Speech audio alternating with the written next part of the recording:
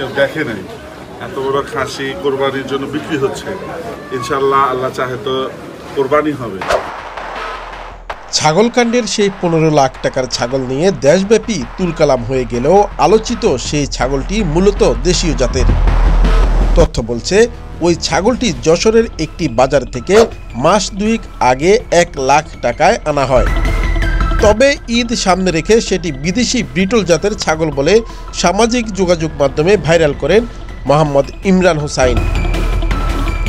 এরপর এর দাম নির্ধারণ করা হয় 15 লাখ টাকা, যেটি ক্রয় করেন আলোচিত এনবিআর কর্মকর্তা মতিউর পুত্র মুশফিকুর রহমান ইপাত। তবে ইপাত 1 লাখ টাকা অগ্রিম দিয়েও ছাগলটি নেননি বলে জানা গেছে। কিন্তু এই ছাগলের সঠিক বিক্রয় মূল্য কত তা নিয়ে তৈরি হয়েছে ধোঁয়াশা। সাদেক এগ্রোর ইনচার্জ মোহাম্মদ শরীফও যশোর থেকে ছাগল আনার এ তথ্য স্বীকার করেছেন।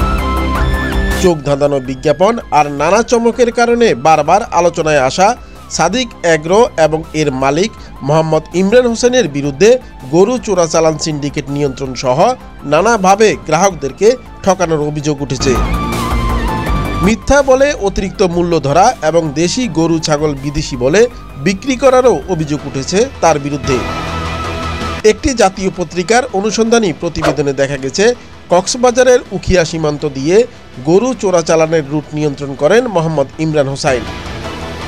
থাইল্যান্ড থেকে উন্নত জাতের গরু মিয়ানমার হয়ে উখিয়া সীমান্ত দিয়ে বাংলাদেশে প্রবেশ করে। এর নেপথ্যে ভূমিকা রাখেন ইমরান। বিভিন্ন সূত্রে পাওয়া একাধিক ভিডিওতে দেখা গেছে থাইল্যান্ড থেকে আসা গরু উখিয়া সীমান্ত দিয়ে বাংলাদেশে প্রবেশ করছে। এরপর সেগুলো দীর্ঘদিন রাখা হয় উখিয়ার গহীন জঙ্গলে তৈরি করা গোপন ডেরায়। এরপর উখিয়া থেকে সুযোগ মতো গরু এনে রাখা হয় নরসিংদীর শেখ ক্যাটল ফার্মে। 2021 সালে অবৈধভাবে নিয়ে 18টি ব্রাহ্মা জাতের গরু ঢাকার শাহজালাল আন্তর্জাতিক বিমানবন্দরে ধরা পড়ে। ওই ঘটনায় সাদেক এগ্রো দায়ী থাকলেও তার বিরুদ্ধে কোনো ব্যবস্থা নেওয়া হয়নি। তবে গরুগুলো বাজেয়াপ্ত করে সরকার। সেগুলো রাখা হয় সাভারের সরকারি ডেইরি ফার্মে। জানা গেছে সাধারণ মানুষের মধ্যে কম দামে মাংস বিক্রির জন্য প্রতি বছর সাভার ফার্ম থেকে কিছু গরু সরবরাহ করা হয়।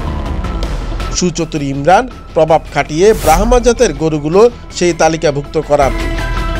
এরপর নিজের ফার্মের দেশীয় জাতের গরুর সঙ্গে বদল করে 17টি ব্রাহ্মা নিয়ে আসেন। তারা জানান মন্ত্রণালয়ে প্রভাব খাটিয়ে গরু বদলের ব্যবস্থা করেন ইমরান। এই প্রক্রিয়ার প্রতিবাদ করায় সে সময় কয়েকজন কর্মকর্তাকে হুমকিও দেওয়া হয়।